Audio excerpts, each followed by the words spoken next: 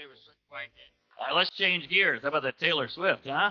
Sounds like you go, girl. Like, no, you go, girl. They all want to Taylor Swift. Hey everyone, I'm back to update you on the latest in the Tavis universe.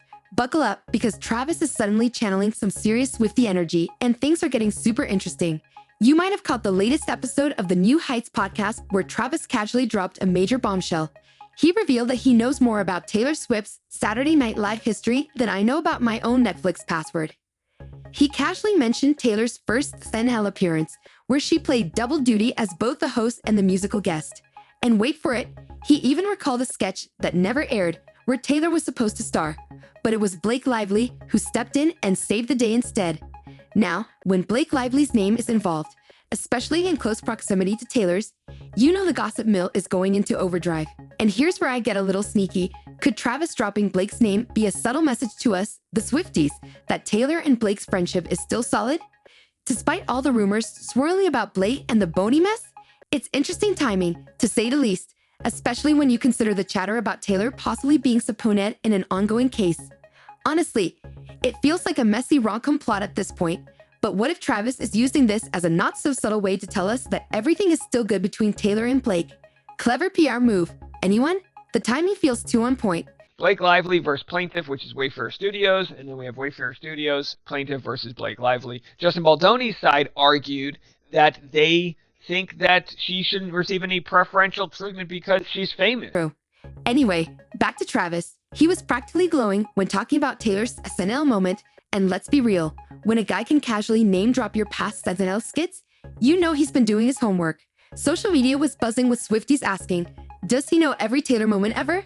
Someone even joked, I'm starting to think there's no Taylor video Travis hasn't seen. At this point, he's basically the OG Swiftie of the end of L, and I'm here for it. And don't even get me started on the fact that he sang a line from 22 in the same episode. If this isn't the most adorable flex and the perfect clap back to the naysayers, I don't know what is. But as always, it's never just about the rom-com. Travis has been dropping subtle hints about their relationship, like little breadcrumbs throughout his podcast, mentions of her songs, and maybe even a shout out to her New York City neighborhood. Oh, Travis, you sweet, cheeky man. We're all over here piecing together the clues like it's the Da Vinci Code of celebrity romance. Oh my god, babe, no, I'm not. I just need to lie down, watch Taylor and Travis at it, and figure out what shape I'm wearing Saturday night. Totally fine. Speaking of which, the power couple had themselves a quiet date night in New York City on Wednesday. And by quiet, I mean they dined at the exclusive CR Club Steakhouse in the posh Chelsea neighborhood, where only those with verified Instagram accounts and $3,000 shoes are allowed in. Now, here's the deal. Taylor and Travis have been keeping things low-key ever since Travis' Chiefs lost the Super Bowl. And let's be honest, we all know how much stress that game cost him.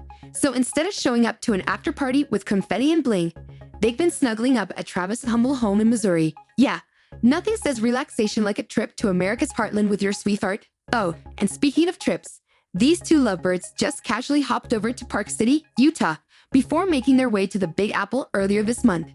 A source even spilled some tea, saying they were adorably cute together.